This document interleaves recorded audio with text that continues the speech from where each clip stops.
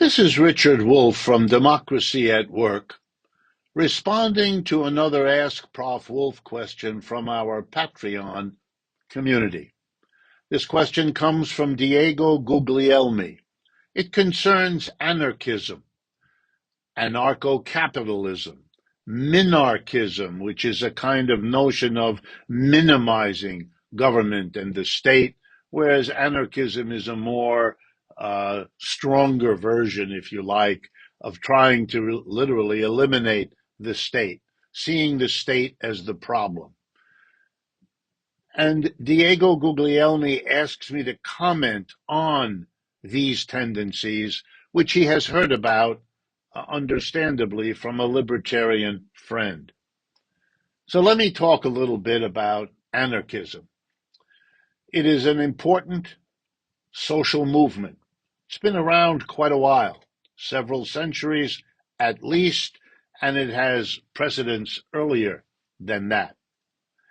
In the bluntest way possible, let me describe it as a view that attributes many, if not most, of the problems of modern society to the government, to the role played by the state, and argues that the solution to many of the problems that plague us have to do with cutting the state down to size, eliminating it or minimizing it.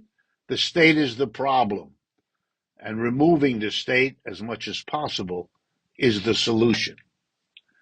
Anarchists, people who believe something along these lines, have always been divided. They're not all of the same perspective with their anarchism. You might say there's a left-wing anarchism and there's a right-wing anarchism. The libertarians that we see and hear mostly around us in the United States are mostly on the political right. That is, they want us to believe, and many of them say so outright, that the single problem in our society is the government and the state. Indeed, that capitalism is a wonderful system. It is what they want.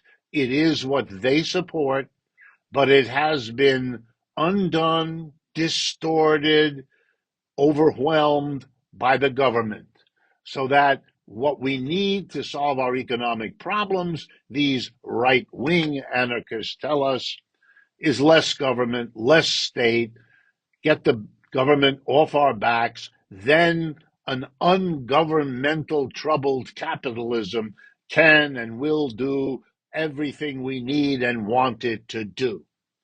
On the other side, there is a left-wing anarchism,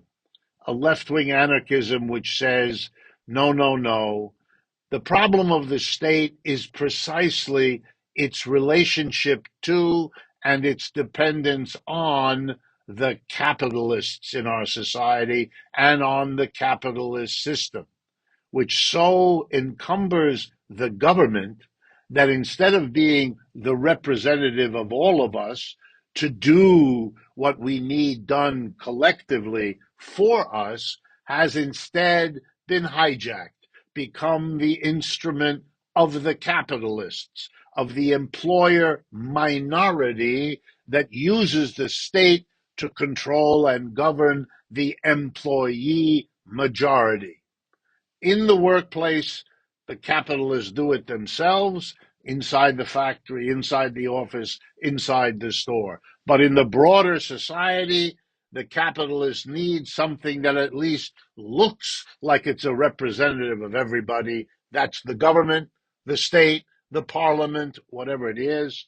But then they use their power and their money to basically control it.